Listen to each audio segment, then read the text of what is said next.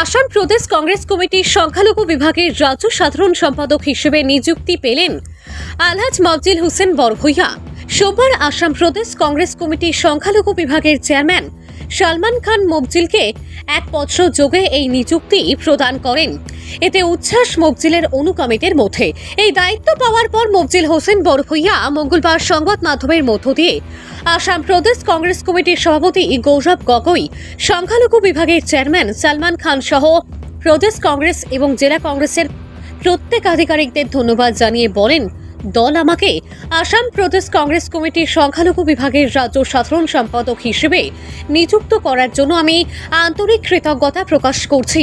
ভারতীয় জাতীয় কংগ্রেসের সম্মানিত নেতৃত্ব আমার উপর যে আস্থা রেখেছেন তা আমি বিনয়ের সাথে এবং কর্তব্যবোধের গভীর অনুভূতির সাথে এই দায়িত্ব গ্রহণ করছি।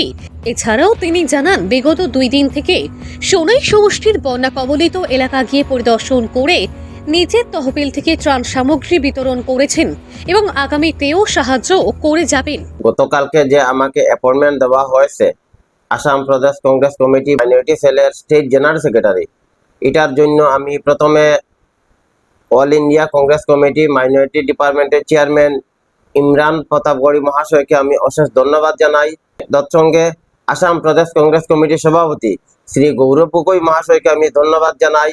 ওয়ার্কিং প্রেসিডেন্ট জাকির হোসেন সিকদার মহাশয়কে ধন্যবাদ জানাই এবং আসাম প্রদেশ কংগ্রেস কমিটি মাইনরিটি সেলের চেয়ারম্যান সালমান খান মহাশয়কে আমি ধন্যবাদ জানাই।